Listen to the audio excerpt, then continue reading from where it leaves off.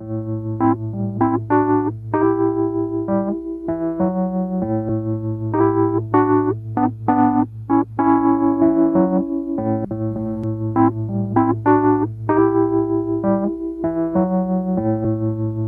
el aire de Radio Uruguay, inventamos entre todos la máquina de pensar. Acompáñenos en un viaje a través de los universos que vibran dentro de los libros.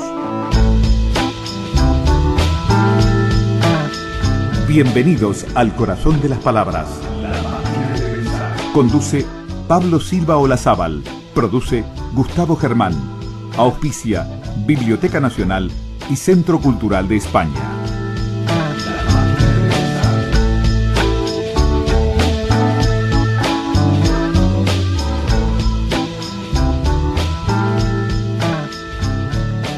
Gente, ¿cómo están? ¿Cómo lo están pasando? Estamos aquí en el último día de esta semana dedicada a estas historias y ya lo dijimos ayer, vamos a conversar sobre historias mexicanas. Hoy vamos a escuchar a la charla que diera el mexicano Jorge Volpi en el lugar Punto de Encuentro junto con el periodista Gabriel Lagos, ustedes ya lo saben, el ex editor de La Diaria, de Cultura La Diaria y actual editor de la revista Lento. En la presentación de este encuentro también estuvo el director nacional de Cultura, Hugo Achugar. Jorge Luis Volpi no necesita presentación, es uno de los escritores mexicanos más destacados de las últimas generaciones mexicanas y, según Vargas Llosa, de las últimas generaciones de literarias en América Latina. Los invito a escuchar la charla entre Volpi y Gabriel Lagos. Comienza Hugo Achugar.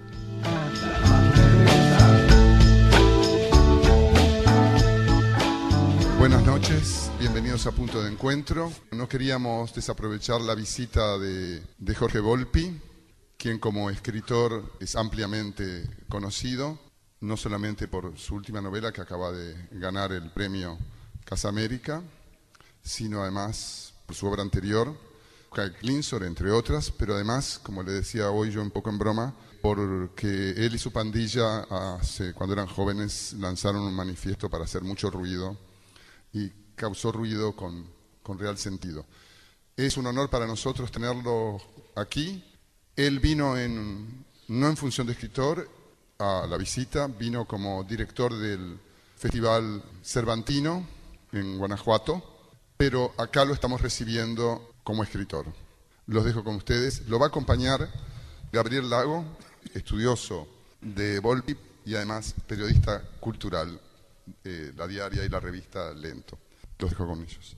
Hugo es un poco exagerado con lo de estudioso y eso, pero para presentar a Jorge Volpi, como también nos enteramos hacía poco que venía, se me ocurrió hablar un poco de cómo conocí su obra, cómo tomé contacto con ella, y va a parecer que estoy hablando de mí, pero en realidad trataré de que no. Yo estaba en un balneario, ¿no?, de vacaciones, creo que era hace 10 años más o menos, y encontré en las estanterías, en ofertas, ¿no?, un libro que se llamaba En busca de Klingsor. Y me llamó muchísimo la atención, no sé, la portada, lo que decía, y que el autor tuviera un nombre, parecido a los nuestros, ¿no?, que fuera, hispano, latino, ¿no?, como somos la mayoría de los que vivimos por acá. El libro me interesó mucho por varias cosas, ¿no? Porque jugaba con lo que era el formato del bestseller. También tenía mucho me parecía a mí, de algunos escritores que me interesaban mucho, como Thomas Pynchon. Tenía la fórmula, un poco de la fórmula de Eco, un poco de muchas cosas que me interesaban. Y me enteré que Hugo Achugar estaba dando en la Facultad de Humanidades unos cursos sobre la literatura latinoamericana contemporánea que incluían este libro En busca de Klingsor. Una de las cosas por las que decidí volver a la facultad, porque había hecho como un paréntesis, era este libro me interesaba mucho y quería ir a la clase de Hugo donde se iba a hablar de ese libro. Y bueno, en esa clase estaban otros de los autores, ¿no?, muy estudiados, y yo me imagino que también atrajo a mucha gente al curso, era Roberto Bolaño, ¿no? Pero bueno, a partir de En busca de Klingsor, yo creo que hay como 3 o 4 líneas que me parece que se pueden hablar. Primero, fue un libro, como dije, premiado por Seix Barral, y hay como varios, en la carrera de Volpi hay como varios hitos en forma de premios, ¿no? Está El insomnio de Bolívar, fue un libro que hace 3 o 4 años recibió el premio de Debate, ¿no? Es un ensayo sobre la literatura y la política latinoamericana, ¿no? Y bueno, está este libro, La Tejedora, que recibió el libro Planeta de Casa América, ¿no? Es como un buen trío de premios.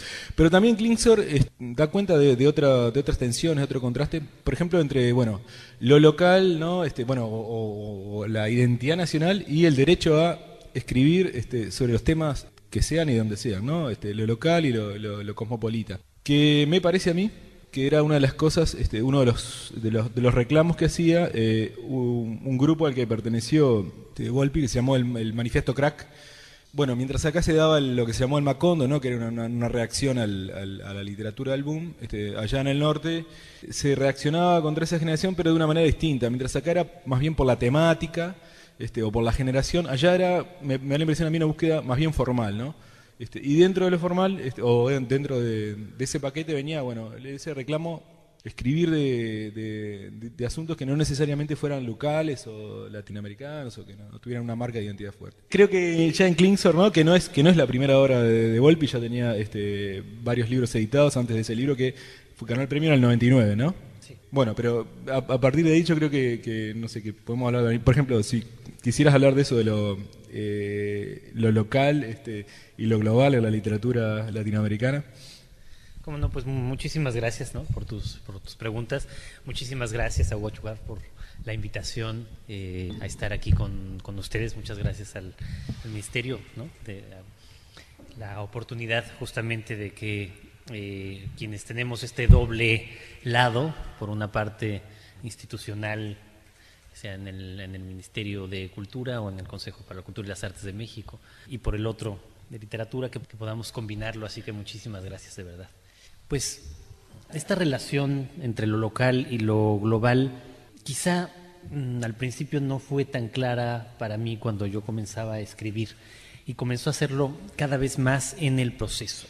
Los primeros libros que yo escribí de manera natural ocurrían en México, trataban sobre personajes mexicanos. Mi primera novela se llama A pesar del oscuro silencio, era una novela biográfica sobre un gran poeta mexicano, Jorge Cuesta, muy desconocido fuera de México, con una obra ensayística y poética apasionante, y con una vida sumamente trágica. Entonces, a partir de ahí me parecía natural escribir sobre México. Pero al mismo tiempo, con este grupo de amigos con el que comenzamos a escribir desde muy jóvenes, nos conocimos a los 16 años, el núcleo inicial de este grupo, todavía estudiando en la preparatoria, en el liceo, teníamos 16, 17 años, y luego más adelante se sumaron otros escritores un poco mayores, pero más o menos de nuestra generación. Nos dimos cuenta de que, por supuesto que queríamos escribir sobre México, pero también sobre otros lugares con la misma legitimidad frente a los críticos. En ese momento, digamos, la literatura latinoamericana, la narrativa latinoamericana sobre todo, parecía absolutamente dominada por el realismo mágico. No por el realismo mágico, digamos, original de García Márquez o sus otras vertientes, digamos, de fantásticas o de Real Maravilloso de Carpentier, sino sobre todo por un poco repeticiones constantes del mismo modelo del realismo mágico.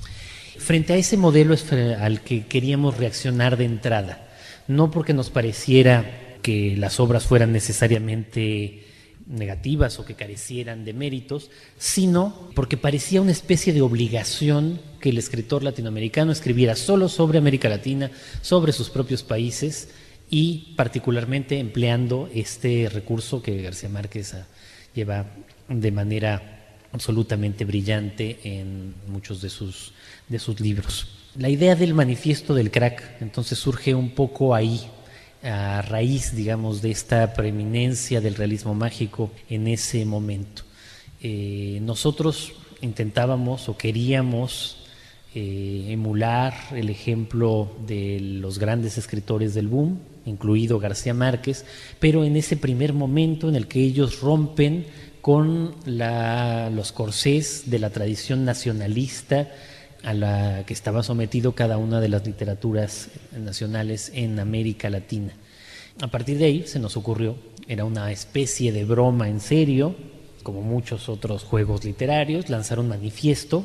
Digo, todos habíamos estudiado literatura, sabíamos lo que eran los manifiestos de la época de las vanguardias clásicas, del surrealismo, del futurismo, y en ese manifiesto simplemente dejar clara cuál era nuestra idea de la literatura, y formar una especie de grupo al que nosotros mismos le dimos ese nombre, Grupo del Crack, que luego la prensa cultural llamaba Generación del Crack, y que curiosamente tuvo una correspondencia ese mismo año. El manifiesto se lanza en 1996.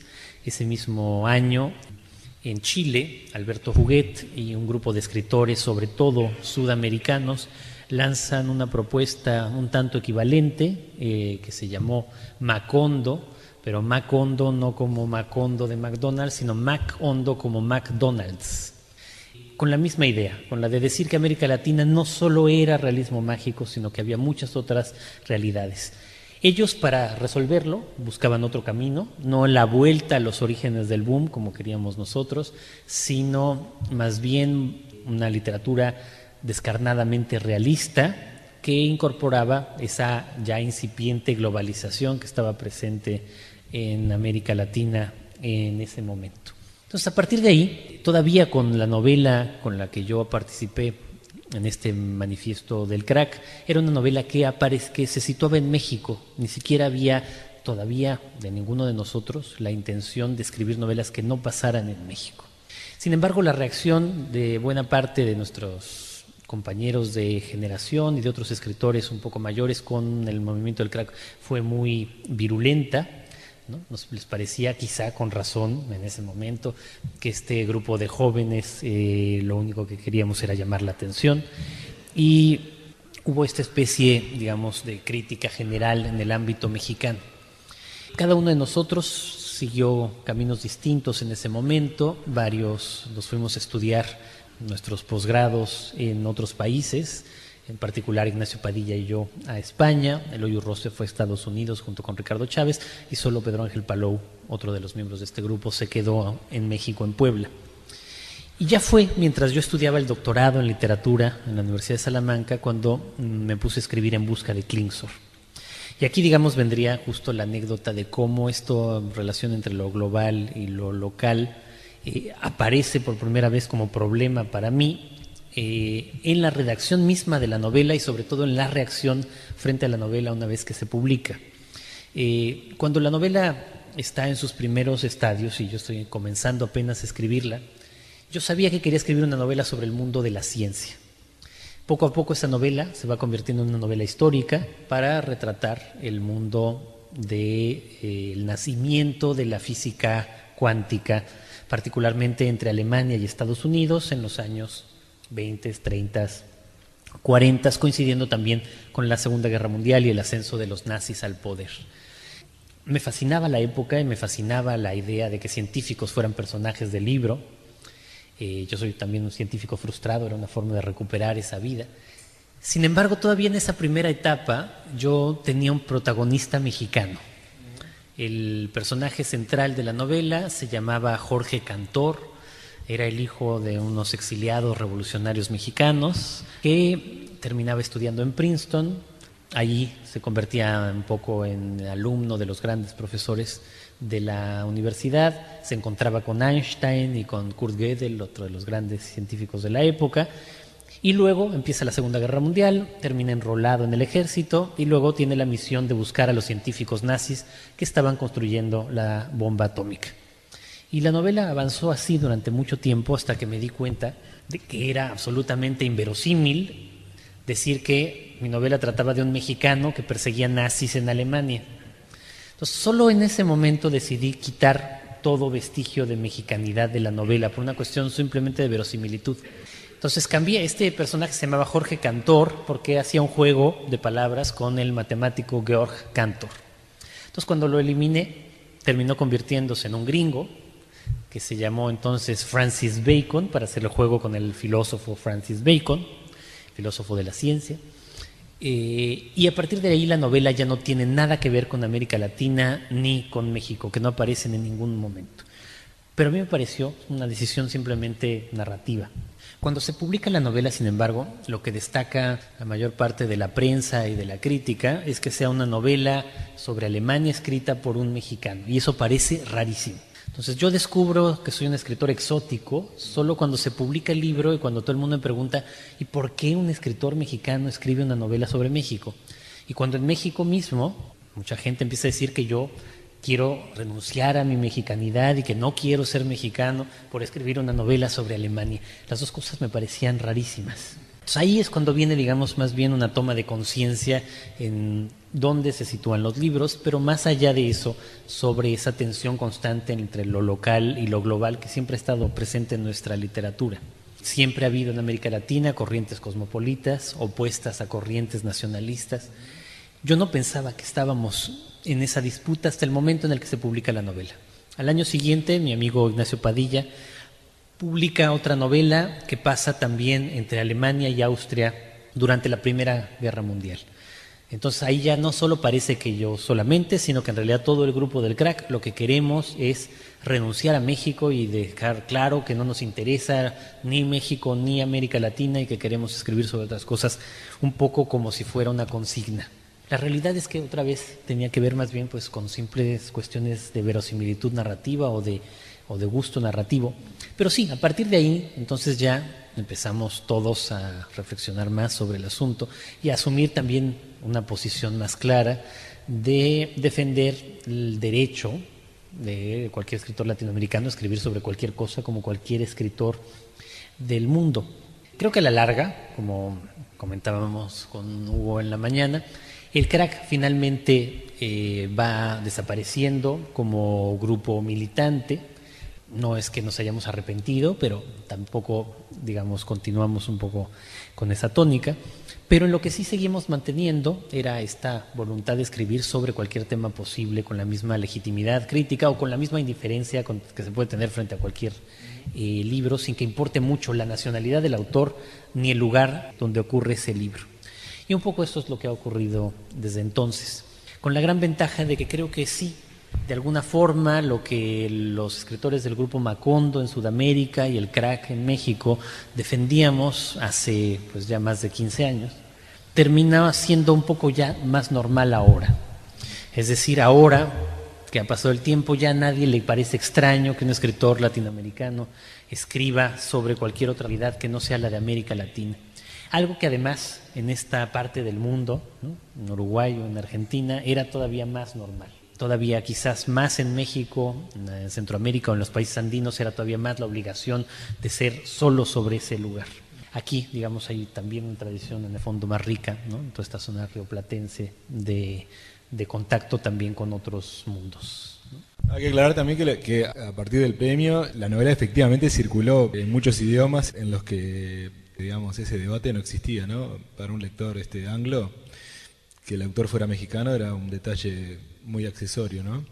Básicamente es una novela policial, ¿no?, de género, puede ser leída como una historia detectivesca. Pero ahora que hablas de esto, yo estaba pensando que hay otra zona de tu obra que es marcadamente mexicana, o la que los temas mexicanos son muy importantes. Estoy pensando en El fin de la locura. Sí. Se trata de un psicoanalista, un intelectual mexicano que, bueno, está en París en el momento del 68 y el auge del postestructuralismo, y bueno, se mete de lleno en eso, en el círculo de Lacan, y vuelve a México muy cambiado, ¿no? Que podemos verlo como una metáfora, ¿no?, de una generación o por lo menos de cierta manera de pensar. Y después, cuando estuve en México hace unos meses, me encontré con 2 libros de ensayo tuyos, una historia intelectual del 68 mexicano, justamente, y una historia intelectual del 94, ¿no?, del año en que el zapatismo surge mediáticamente, por lo menos. Como es otra zona, ¿no?, que capaz que está en tensión con eso o se complementa. Sí, bueno, eso sí, es cierto que de alguna manera, desde En busca de Klingsor, los libros que he escrito ocurren solo tangencialmente en México, o solo parte de ellos en México, pero en cambio todos los ensayos que he escrito durante esta época, o la mayor parte, tienen que ver con México y con la historia mexicana o latinoamericana. como si hubiera habido una especie de división cerebral, que no sé por qué, una especie de bipolaridad, de dedicar los ensayos a América Latina y por el otro de ir dedicando las novelas a otros lugares, a otros personajes de otros tiempos o de nuestro tiempo ubicados en otros espacios geográficos. Entonces siempre me interesó la historia intelectual, la historia también de la relación entre los intelectuales y el poder, y estos ensayos pues derivan un poco de esa obsesión. El primero, en efecto, es un ensayo sobre el año 68, que es el año en el que yo nací.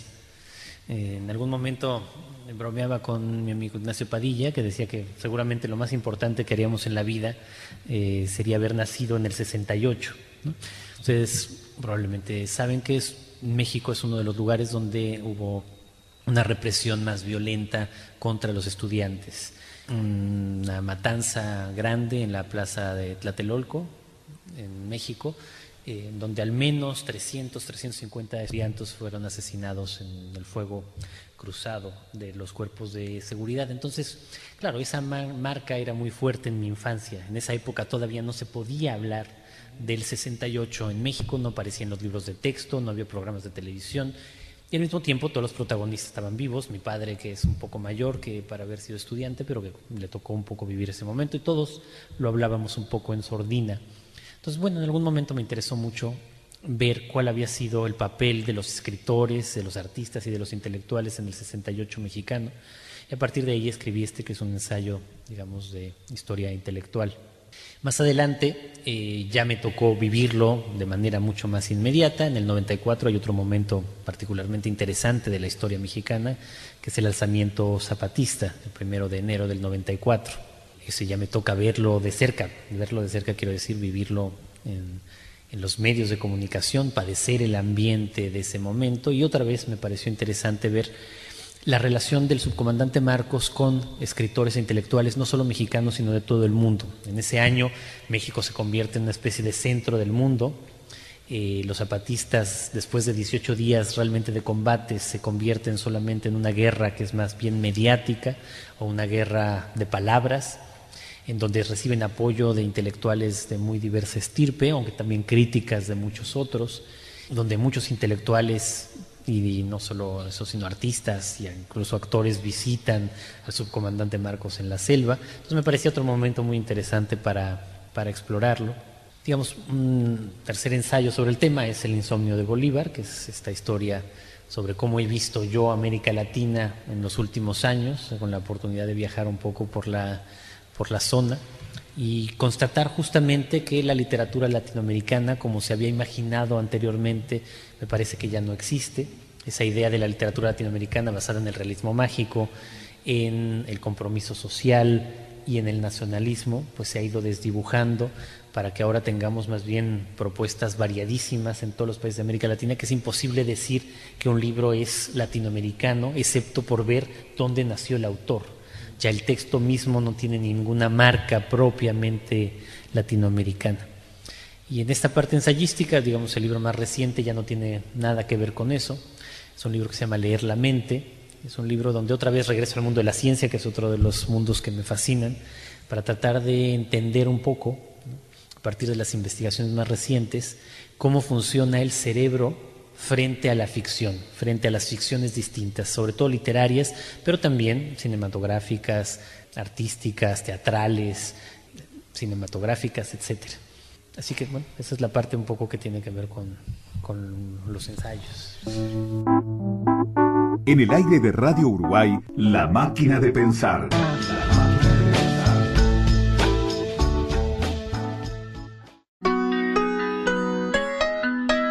Para comunicarte con la máquina, envía un SMS al 099-780066 o un correo electrónico a lamaquinadepensar@adinet.com.uy.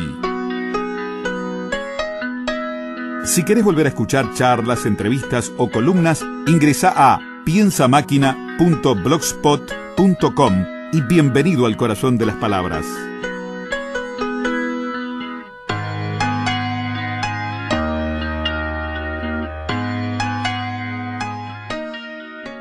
Continuamos escuchando a Jorge Luis Volpi en Punto de Encuentro en su diálogo con Gabriel Lagos. Hablando del insomnio de Bolívar, este libro de ensayo, nosotros estamos en el país de Galeano, y en ese libro, entre otras cosas, decís que hay que leer Las venas abiertas, pero como antídoto. Acá también hay personas muy críticas de la obra de Galeano, pero me pareció curioso que vos en ese libro te situás también a distancia de los críticos latinoamericanos más notorios de Galeano, ¿no? Como los que escribieron el manual del perfecto idiota, Montana Derber. Pero es un libro que habla de política, en el que la idea es que las Américas se van a unir en una hipótesis optimista, si todo funciona bien, ¿no? Pero por motivos de desarrollo económicos, no por asuntos ideológicos, digamos, o políticos. Exacto.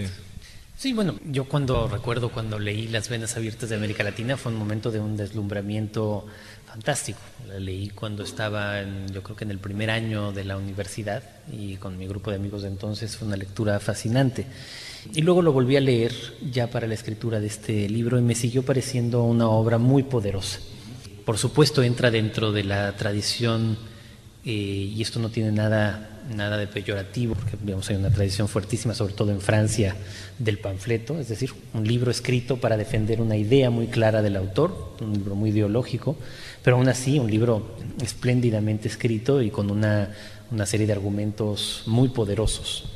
Un libro que ha sido muy denostado por la crítica, digamos, liberal o neoliberal en América Latina en los últimos años, y en mi caso no ha sido así. Yo quería un poco dejar claro que por supuesto tiene ciertas páginas ya datadas muy de la época, que por supuesto se nota muy claramente la vena ideológica de Galeano en ese momento, pero que sigue siendo muy poderoso para entender la realidad latinoamericana frente también a estos otros discursos ahora un poco hegemónicos sobre la idea de que la democracia en América Latina ha resuelto ya todos los problemas, cuando en realidad pues es muy claro que no es así. Y el libro pues es una serie de 4 ensayos entrelazados, algunos sobre literatura, otros sobre política y otros incluso con una especie de juego de anticipación histórica de qué podría haber ocurrido o qué podría ocurrir con América Latina en los próximos años, llegando primero a constatar que América Latina en algunos sentidos también se va desdibujando. No solo la literatura latinoamericana ha perdido, digamos, ese carácter muy claro, sino que la propia realidad continental también en muchos sentidos. México, y eso es, digamos, algo que tiene elementos también muy negativos, se ha volcado en los últimos años casi por completo a su relación con Estados Unidos por los problemas naturales que compartimos. Primero problemas migratorios, desde luego ahora el problema del narcotráfico, pero muchos otros. Al mismo tiempo, permitiendo esa zona enorme de libre comercio en América del Norte, pero que es una zona de libertad de tránsito para los bienes y para las cosas, pero en cambio no para las personas. Y cómo eso ha desgajado un poco a México del resto de América Latina, que a su vez ha seguido, sobre todo en esta parte, un proceso de integración distinta y muy, muy interesante en todos los distintos organismos que se han ido creando desde el Mercosur, que está aquí, hasta las experiencias más recientes, UNASUR y otras, de intentos verdaderos de unificación, de ese ideal bolivariano transformado de otra manera, en el que México por lo pronto no puede participar. Entonces parece como si América Latina se desgajara en 2 lados, una, la de América del Sur, otra, la de la zona de influencia quizás todavía de México y Estados Unidos en Centroamérica y el Caribe y el norte de América. Imaginando que en el futuro tal vez se rompa esta idea del norte de que solo es tránsito de bienes y que se convierta también en un tránsito de personas, que sería lo más deseable, y que permita una integración real y no solo una integración económica. En ese libro vos también jugás con un recurso que ya habías usado antes, que es, por ejemplo, hablar de realismo mágico y ponerle el signo de copyright, ¿no? O marca registrada, ¿no? Entonces también decís, por ejemplo, caudillo latinoamericano y marca registrada, dictador latinoamericano y marca registrada. Y si te dijeran, por ejemplo, a vos, intelectual latinoamericano, marca registrada. También marca registrada. Y con el intelectual latinoamericano está pasando lo que casi con todas estas marcas registradas, que es que yo creo que están desapareciendo, o estamos desapareciendo. está desapareciendo la figura con esa fuerza que tuvo en otros momentos, muy ligada precisamente al boom latinoamericano. Esta idea del intelectual latinoamericano como guía de la sociedad, como portavoz de la sociedad y del continente, no solamente de cada uno de sus países, que quedó muy claro durante la época del boom, ha ido desapareciendo por varias razones. Primero, porque en efecto, al democratizarse casi toda la zona, el intelectual que había sido el crítico natural del poder y que había sido además en muchas ocasiones o comprado o amenazado o directamente asesinado por los regímenes dictatoriales en toda América Latina, termina por desaparecer cuando comienza un poco la democratización general de la zona. Por el otro lado comienzan a aparecer nuevos actores, que son los nuevos comentaristas de la realidad política, sobre todo especialistas, politólogos, economistas, historiadores, que empiezan a adquirir ese papel. Por el otro, las nuevas generaciones de escritores, sobre todo la mía y posteriores en general, con excepciones, quizá yo sería una, pero yo creo que en general hay un descrédito de lo político muy grande que hace que la figura de que estos escritores no quieran compararse con el boom y no les interese participar o escribir sobre los sucesos políticos inmediatos como lo habían hecho ellos anteriormente. Y luego también porque esa generación está desapareciendo por razones de edad también. Del boom solo queda ya, digamos, en activo Vargas Llosa, que seguiría ejemplificando ese modelo ahora ya él en solitario. Pero bueno, eventualmente los siguientes escritores de generaciones posteriores ya no ocupan ese papel, ni tienen esa representación tan poderosa de lo latinoamericano como lo tuvo Carlos Fuentes, que murió hace muy poco, como lo tuvo García Márquez, que ya no está en condiciones de ejercerlo, y como todavía sigue, ¿no?, encarnándolo Mario Vargas Llosa. Y también deslizás ahí que el último escritor latinoamericano, algo así, sería Bolaño. Sí. Y vos compartiste cosas con él, estuvieron juntos varios momentos. ¿Qué nos puedes decir de él? Sí, bueno, yo tuve la oportunidad de tratarlo y de estar con él en muchas ocasiones. No voy a decir que fuera un amigo cercano, porque ahora todo el mundo quiere ser amigo de Roberto Bolaño. Pero sí, tuvimos una convivencia que para mí fue muy importante. Nos conocimos en Chile en el año 99, en su regreso a Chile. También era la primera vez que yo visitaba Chile, la Feria del Libro. Él hizo ahí un gran escándalo que fue muy sonado en los medios chilenos. Su regreso a Chile era para prácticamente hablar mal de todos los demás escritores chilenos. Entonces había una conmoción. Y en esa conmoción, sin embargo, Bolaño era muy generoso con los escritores más jóvenes que él. Entonces, desde ahí tuvimos una muy buena relación. Hasta 10 días antes de su muerte, organizamos un congreso de escritores de mi generación en Sevilla, al que queríamos invitar a 2 maestros de las generaciones anteriores, a alguien del boom y a alguien de la generación siguiente. Y en ese congreso estuvimos 11 escritores latinoamericanos nacidos en los 60, acompañados de Guillermo Cabrera Infante, que representaba un poco a la generación del boom, y Roberto Bolaño. Entonces estuvimos conviviendo durante una semana. Él en esa ocasión estaba tan enfermo como siempre, parecía que gozaba de una muy mala salud de hierro, pero desafortunadamente no fue como en otras ocasiones, y a la semana de que concluyó el encuentro murió, sin que lo hubiéramos anticipado ninguno de sus amigos o de la gente que estuvimos cerca de él. Luego escrito sobre él, sobre el fenómeno en el que se ha convertido, ya empezaba a tener un reconocimiento muy importante en esos últimos años previos a su muerte. Recuerdo justamente en ese encuentro en Sevilla que fuimos a acompañarlo a buscar en un kiosco un ejemplar de Liberación del periódico francés, el primero, que le dedicaba la portada a él, y él estaba feliz de verse en la portada de Liberación.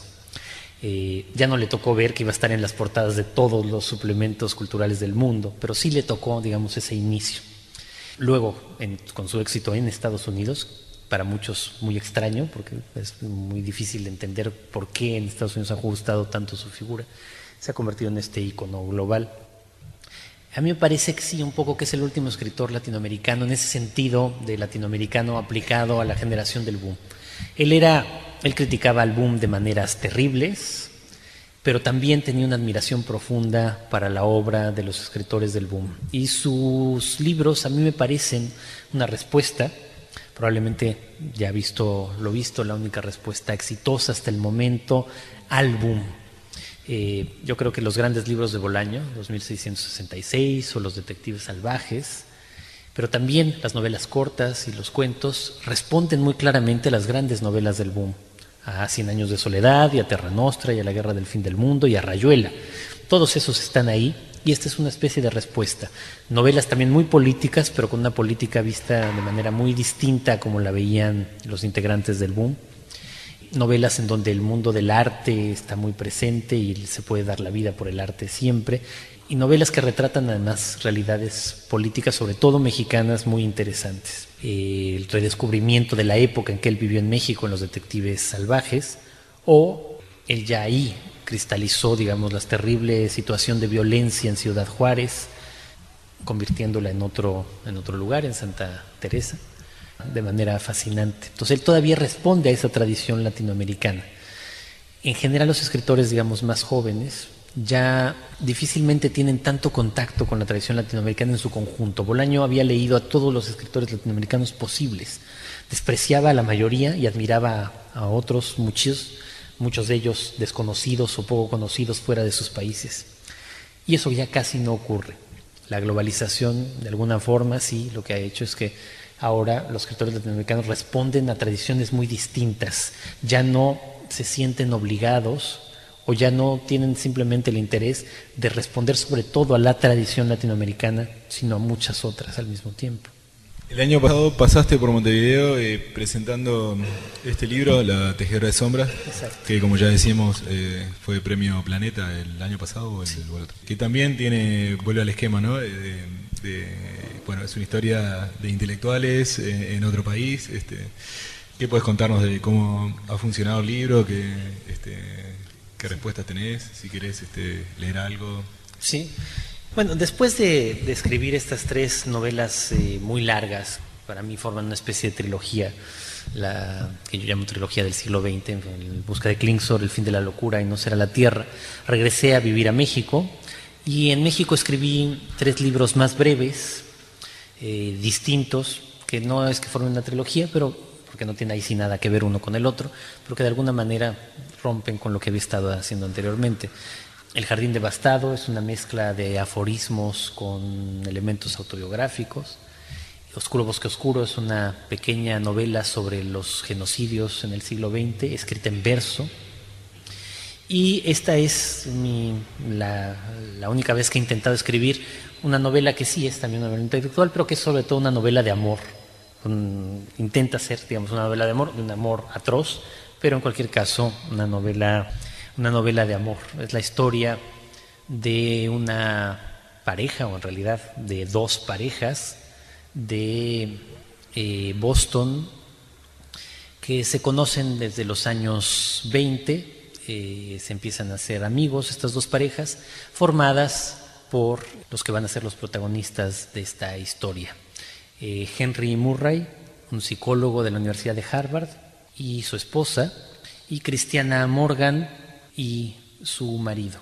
Los 4 son compañeros durante muchos años, estudian juntos el doctorado en Cambridge, pero a partir de ahí se interesan en el psicoanálisis junguiano, se obsesionan con él, sobre todo ella, que es el personaje central del libro, se obsesiona con el psicoanálisis junguiano, lo comparte con Henry, y basados en el psicoanálisis junguiano y en las propias ideas de Jung, ella y Henry, o sea, de parejas distintas de amigos, van a terminar convirtiéndose en amantes y van a tener una relación de amantes durante 42 años, de amantes auténticamente, porque siguen cada uno viviendo con sus respectivas parejas. Tienen ella a su esposo y él a su esposa, y sin embargo en su relación amorosa, siguiendo las ideas de Jung, intentan alcanzar el amor absoluto, y el amor como iluminación y el amor como cambio de vida. Incluso el amor casi como una religión privada, que los lleva a hacer una enorme cantidad de locuras, a fundar esta especie de religión entre ellos, la religión de su amor, a construirse una torre que es una especie de templo en donde llevan a cabo distintas prácticas religiosas y sexuales, en donde ella además tiene visiones inspiradas por las ideas junguianas, que va dibujando y va construyendo una especie de libro de visiones en donde Intenta mostrar los arquetipos del inconsciente y a Jung esto lo fascina. Es probable que también en alguna ocasión haya sido amante de Jung. Y es una historia pues, que se prolonga durante 42 años de relación muy tumultuosa, muy escabrosa en muchos momentos, en donde ella está convencida de que será la inspiración para Henry, para que se convierta en un gran hombre, como le dijo Jung que tenía que ocurrir, y donde él mantiene esta relación con ella, aunque nunca sabemos claramente si cree tanto como ella en esta posibilidad del amor absoluto. Y en esta tensión se basa esta novela, que también es una novela relativamente breve comparada con las otras.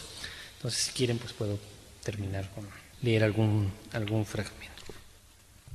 El libro va introduciendo también fragmentos del diario de Cristiana. Son fragmentos que yo estuve consultando sus diarios. En la Universidad de Harvard se conservan todos los materiales de Henry de Cristiana, y luego a partir de ahí recreándolos.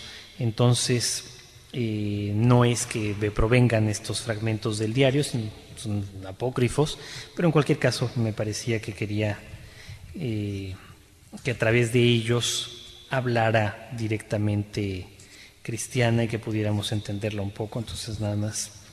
Por ejemplo, este es un falso diario de Cristiana, en donde hace una categorización según sus ideas junguianas de cómo son las mujeres en dos categorías distintas.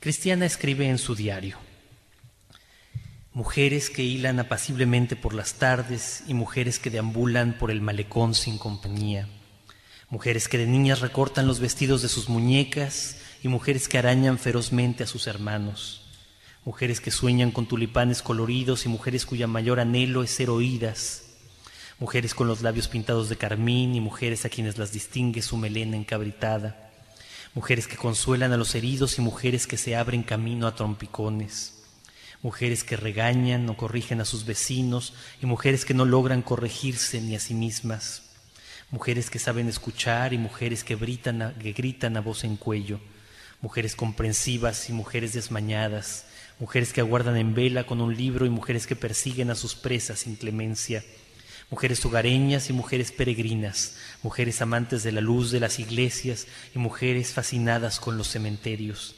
mujeres que gozan mientras seleccionan las especias y mujeres que gozan cuando hacen sufrir o cuando sufren, mujeres privadas y mujeres públicas, mujeres sabias que contienen su deseo y mujeres inmaduras cuyo deseo nunca se sacia, mujeres que acogen en su regazo a los mendigos y mujeres que mendigan sin que nadie las acoja, mujeres que aman a los hombres más que a sí mismas y mujeres que aman a los hombres aunque nunca demasiado, mujeres nacidas para convertirse en abuelas veneradas y mujeres que envejecerán sin compañía, mujeres como ellas y mujeres como yo.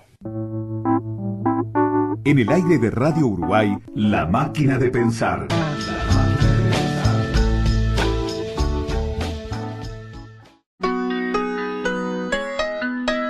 Para comunicarte con La Máquina, envía un SMS al 099 78 0066 o un correo electrónico a lamaquinadepensar@adinet.com.uy.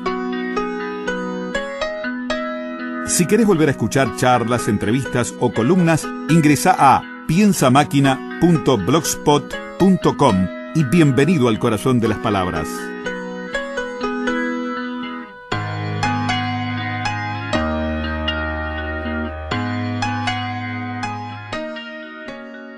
En este tercer bloque, amigos, en Cuando pasa por la voz, los invito a escuchar a la poeta Claudia Magliano leyéndonos sus poesías. ¿Qué ocurre cuando el cuento y la poesía pasan por la voz? La palabra a través de la garganta y junto al corazón transforman al texto. Cuando pasa por la voz, un espacio para oír la voz de poetas y narradores.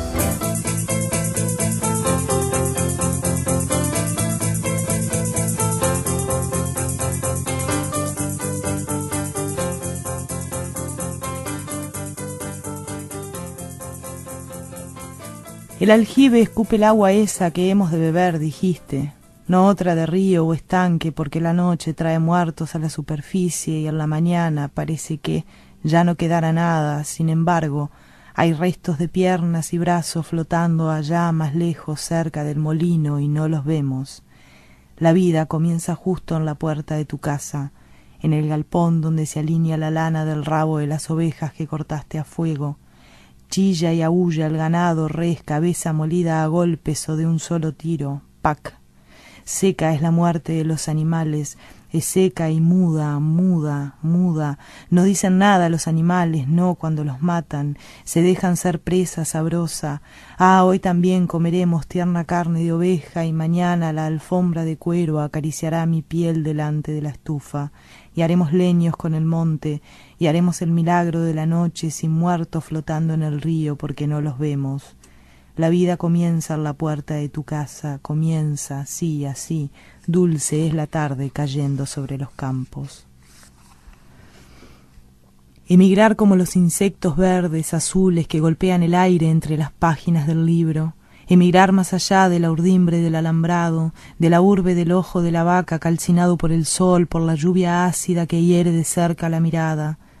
Ser un animal de tropilla, un animal que podría ser fiera y no lo es, que podría ser selva y no lo es, un animal domado como un gato o un pájaro en su jaula cantando quién sabe qué lamentos. Las arañas y las moscas son más libres. Cuanto más pequeña es la forma, más libertad para emigrar, y si se tiene alas mejor. El miedo es proporcional al tamaño. No es posible darle un marronazo a una hormiga, a una vaca sí. Hay más espacio para no errar el golpe.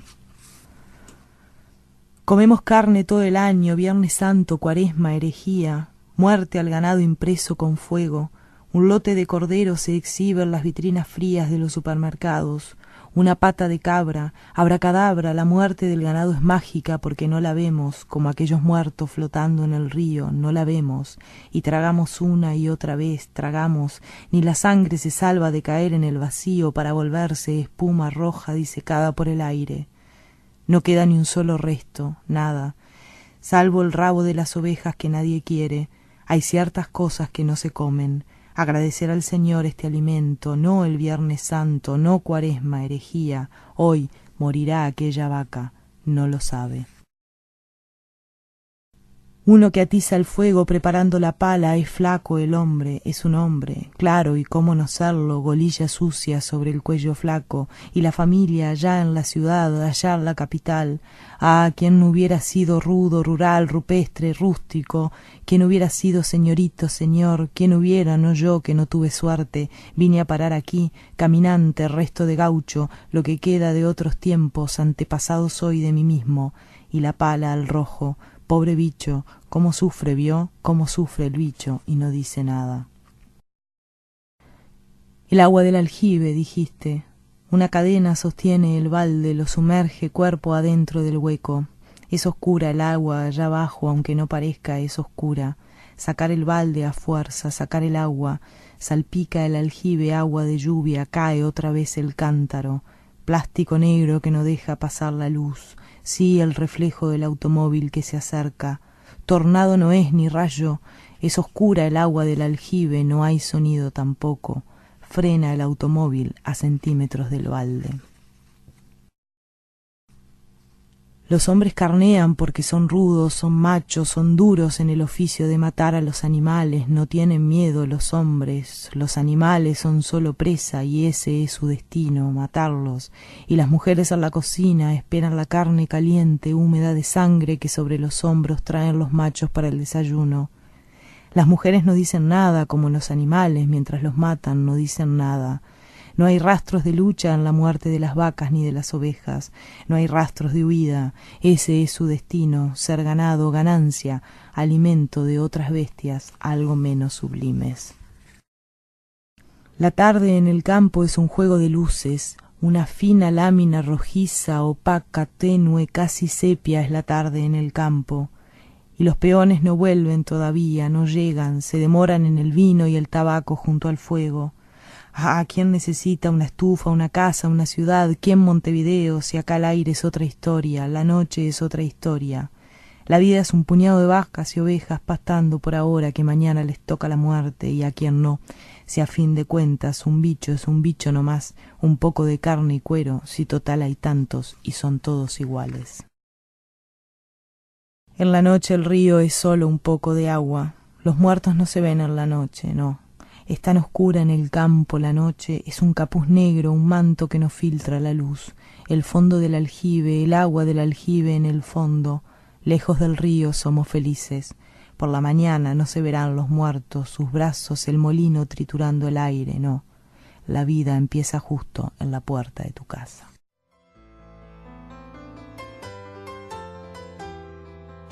Gente, esto es todo por hoy. Mañana continuamos el lunes aquí en La Máquina de Pensar a partir de las 20 horas por Radio Uruguay. Que lo pasen muy, pero que muy bien.